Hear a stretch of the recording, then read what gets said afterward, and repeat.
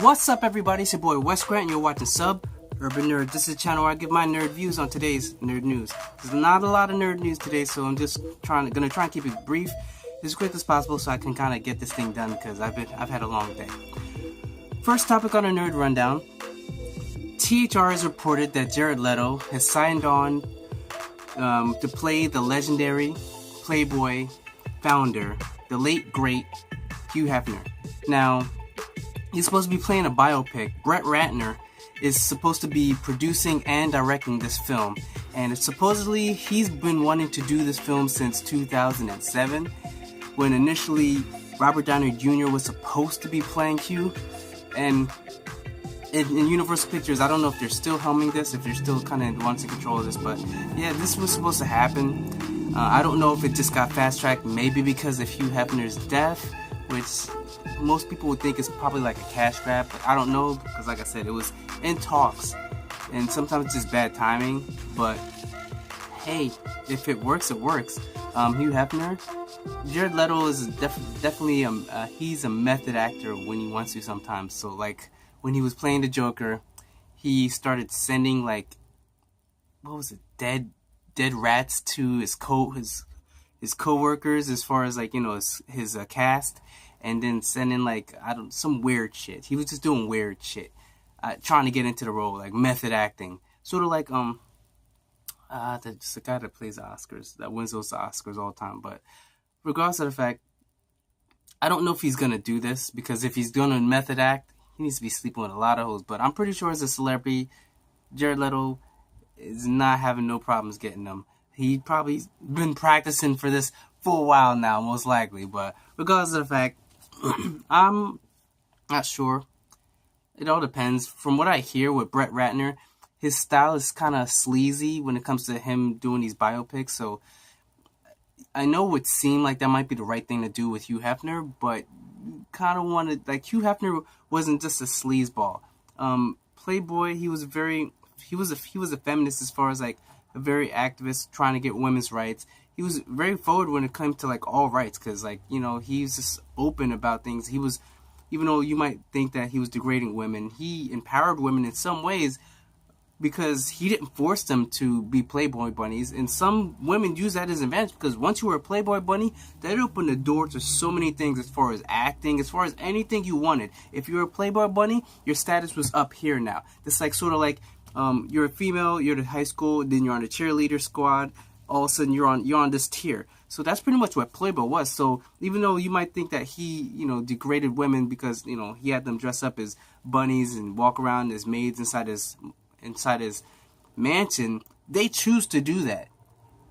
And if they didn't want to, he didn't hold them hostage. They could have already left whenever they wanted to. So as far as that, I do believe he was for women's rights, and he did do a lot for women's rights. But hey, if the guy liked to have a lot of hot chicks around him, so be it. You know what I'm saying? Like, I wouldn't have a problem if it was a female, like you, Cleopatra. You don't think she had a bunch of guys just waiting on her hand and foot?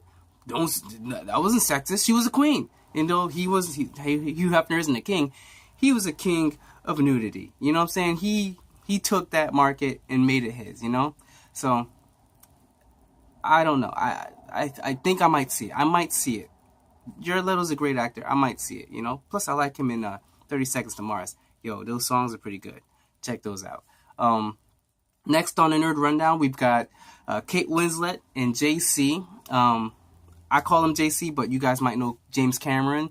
I call him that because, you know, I know people like that. Yeah, right. Anyways, he's working together with Kate Winslet once again. The last time they worked together was on the Titanic movie.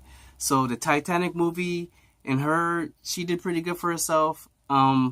So they're bringing her on. She's joining the cast, the team, the universe of Avatar. She's supposed to be playing this character. What's her name? Renal. And don't know what the part is. I don't know what she's supposed to be doing. Not sure if it's Navi. It sounds sort of like maybe a Navi name, but who knows in this universe. They've actually started principal photography. I probably mentioned it in a video before, but she's a great actor. I'm pretty sure she'll bring, you know, something to it. I haven't seen her lately. Not to my knowledge. I don't know if you guys know, but I've heard the name Kate Winslet before. I just can't remember what I've seen her in other than that. So, well, I'll figure it out later. But there's supposed to, I'm not sure if there's going to be mocap on her or not. That's why I'm not sure if she's one of the Navi or regular people. So, well, look forward to that movie somewhat. Like I said, I've spoke my opinions on the 4 Avatar sequels, which I really think he's jumping the gun there. Yo, try and do one.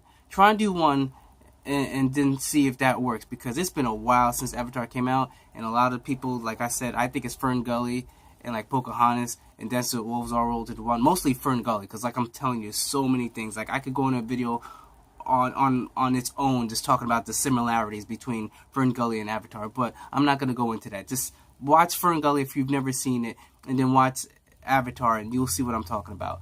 But as far as that, I'll see it when it comes out. I'm still going to see it, regardless. As much trash as I talk about it, I'm still probably going to see Avatar, just to see if it's worth it. If it's not, then you're going to get a review. Next, we have Maleficent is back on board. Angelina Jolie has signed on, or she's always sort of been, but apparently the movie, they made a bunch of movies. Maleficent, even though it wasn't like the greatest critic rating, but it made bank overseas. It made like 500 million worldwide, so yeah, they're going to make a sequel to this. So Angelina Jolie's back on board to do this. And Pirates of the Caribbean 5, like Dead Men Tell No Tale, the co-director, I'm not sure how this name is sounded, as Joachim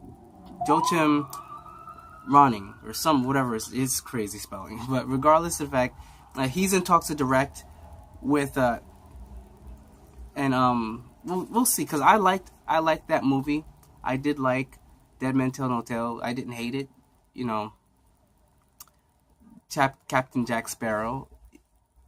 He was some, Johnny Depp. He played the role like, regular. So I didn't expect much out of it, but I was pretty entertained. I didn't dislike the movie. I generally enjoyed my time watching it. So I guess that's a win for them.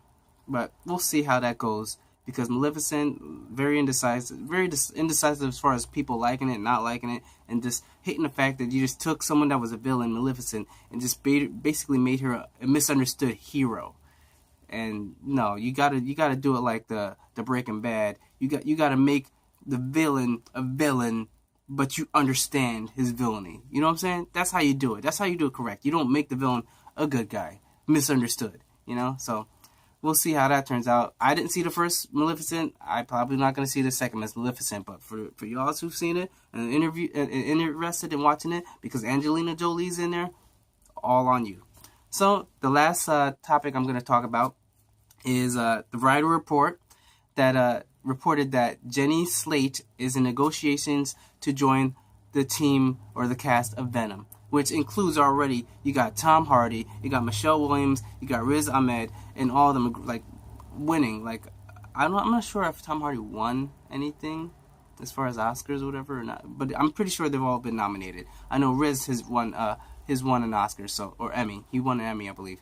But the movie's slated for October 5th, 2008, and I'm still interested in the Venom movie because it's, from what I've heard, it's still in a universe of having Tom Holland as Spider-Man in it, but they're just not saying if he's actually going to be in the movie.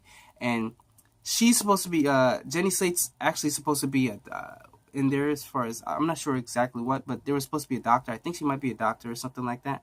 But I like sort of where it goes, because the original origin of the Spider-Man or the Venom suit is in a science lab. So if they sort of make it, or if something like, say, a moon or mineral from space or whatever, and they go and they experiment, sort of like Life, that movie with Ryan Reynolds and Jake Gyllenhaal, aka the Venom origin story.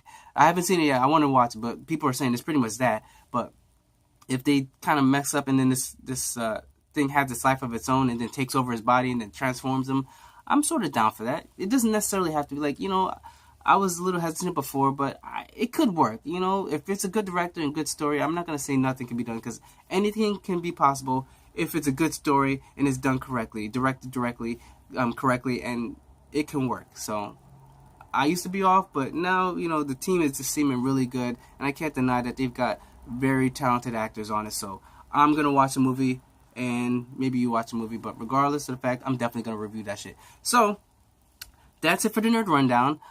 Just remember to subscribe.